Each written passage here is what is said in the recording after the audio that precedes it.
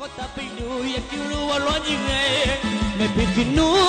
ยิ่งดูยิ่งร้ายเขาคงไม่ตายยังไงก็เสี่ยงคอสติมเปิดตำราอยากศึกษาเคล็ดลับดีๆอยากทดลองของเผ็ดสักทีอร่อยอย่างนี้ต้องกินให้เผ็ดเอาใจไปรุ่นเก่าเด้อเอาหน้าไปหน้าไปถึงมาสามสองห้องกันเลย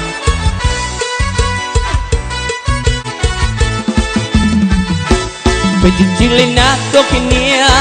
มันจะร้อนยังไงอย่างนั้นนะตัวนิดเดียวอยากกับพริกขี้หนูปันน้ำเสียวโดนเดียวจะแสบจะเผ็ดร้อนแต่เป็นยังไงอย่างนั้นเราก็กินน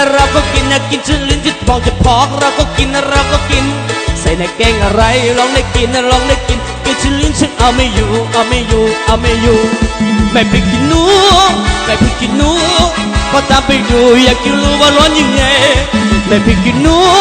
ยิ่งดูยิ่งร้ายฉันคงไม่ตายยังไงก็เสี่ยงคอซิมเปิดตำรา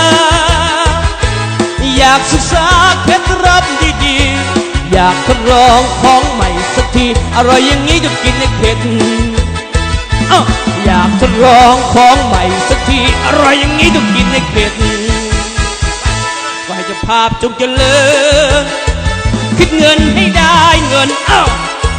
คิดทองให้ได้ทองขอให้เจ้าภาพจงเจริญใครมีเท่าไรมีเท่าไรให้มันครบคนครบคันเอาหัวใจมาด้วยกันอยู่แบบความสัมพันธ์ยิ่งยาวเพื่อความสัมพันธ์ยืดยาวก็ให้เจ้าภาพจงเจริญ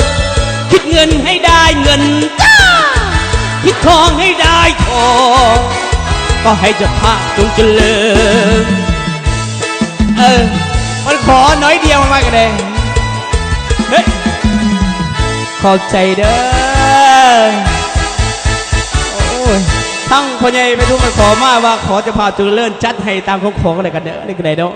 เพ่งใดก็ได้เพ่งไหนว่าได้ติดหนีไว้งั้นนาจะคอยว่าสุขีมันคือเก่าเด้อพ่อใหญ่เด้อให้อยู่ดีไม่แห้งเด้อมันก็มีบรรยากาศน้อยนึงความสุขมีความเจริญ